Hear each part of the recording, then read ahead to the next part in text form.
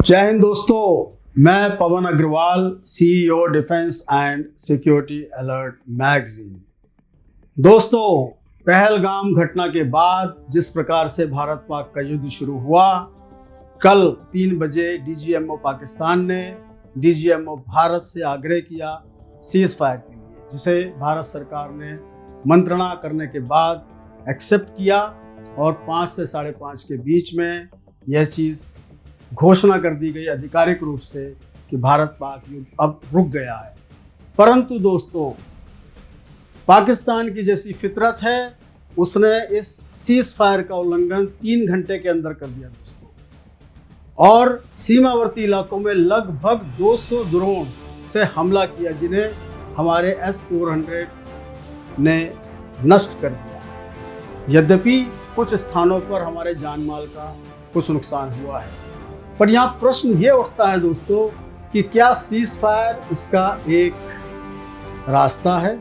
शायद नहीं है, क्योंकि पूर्व में भी पाकिस्तान ने कई बार सीज फायर की अपेक्षा की, जिसे भारत ने बड़े भाई के समान एक्सेप्ट किया, माना, परंतु लगातार पाकिस्तान ने सीज फायर का उल्लंघन किया है दोस्तों। तो इसकी कोई गारंटी नहीं है कि पाकिस्तान आगे भी इसको मेंटेन कर पाएगा। यहाँ प्रश्न ये उठता है दोस्तों कि 2 घंटे के अंदर जिस प्रकार से इतना बड़ा ऑपरेशन जो सरकार और सेना ने शुरू किया, ऑपरेशन सिंदूर, उसको 2 घंटे में ही हमने लगभग समाप्ति के कगार पर ले आए और सीज फायर एक्सेप्ट कर लिए।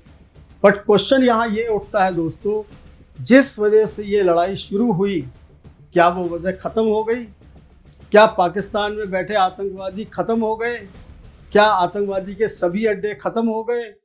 क्या वहाँ की फ़ौज ने निर्णय ले लिया है कि अब भारत के साथ वो लड़ाई नहीं करेंगे, भारत में आतंकवादियों को नहीं भेजेंगे?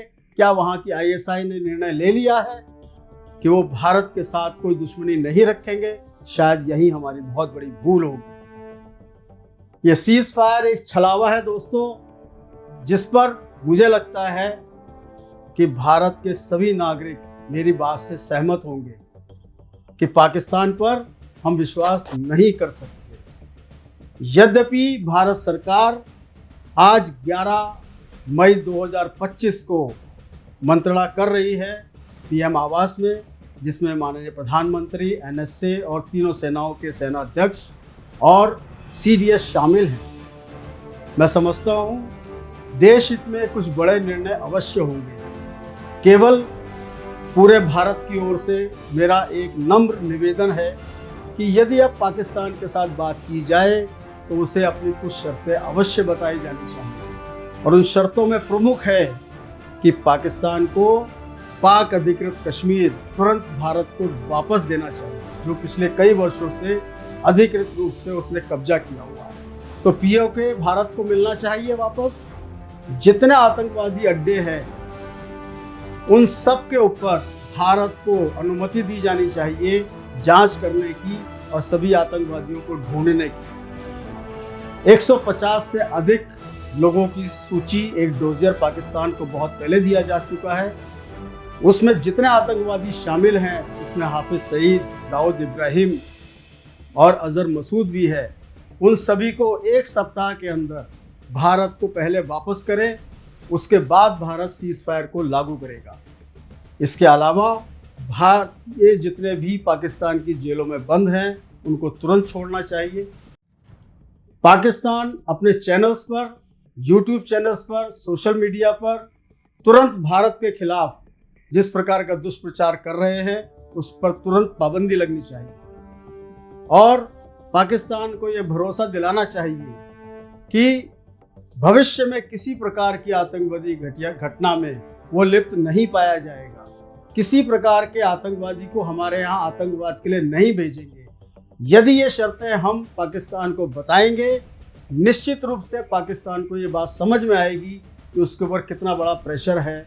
हमारे सामरिक दृष्टिकोण से हमने जिस तरीके से उसकी कमर तोड़ी है, और सीज फायर के लिए ये शर्तें यदि हम रखते हैं, तो पाकिस्तान को विवश होना पड़ेगा हमारी बात मानने के लिए। तो दोस्तों, ये स्थिति भारत पाक युद्ध की है। अभी कहा नहीं जा सकता कि पाकिस्तान इन चीज़ों को समझेगा। और अभी ऐसा भी सुनने में आ रहा है कि पाकिस्तान में फ़ौज और राजनीतिक पार्टी जो शासन कर रही है उसमें एक टसल चल रही है, जिसके कारण से शायद फ़ौज अभी सीज़ फायर नहीं चाहती, क्योंकि सीज़ फायर की घोषणा वहाँ के प्रधानमंत्री ने की है, सेना ने नहीं की। इसलिए सेना अभी भी लगातार शेलिंग कर रही है हमारे सीमावर्ती क्षेत्रों में। और कल सीज़ फायर की घोषणा होने के बाद 3 घंटे के अंदर अंदर उन्होंने लगभग 200 ड्रोन से हमला किया। तो ऐसी स्थितियों में दोस्तों हम पाकिस्तान पर भरोसा नहीं कर सकते। तो आप जुड़े रहिए DS अलर्ट चैनल से। रक्षा और सुरक्षा के मामलों की अधिक से अधिक नई से नई जानकारी प्राप्त करने के लिए आप स्वस्थ रहिए, सतर्क रहिए। जय हिंद।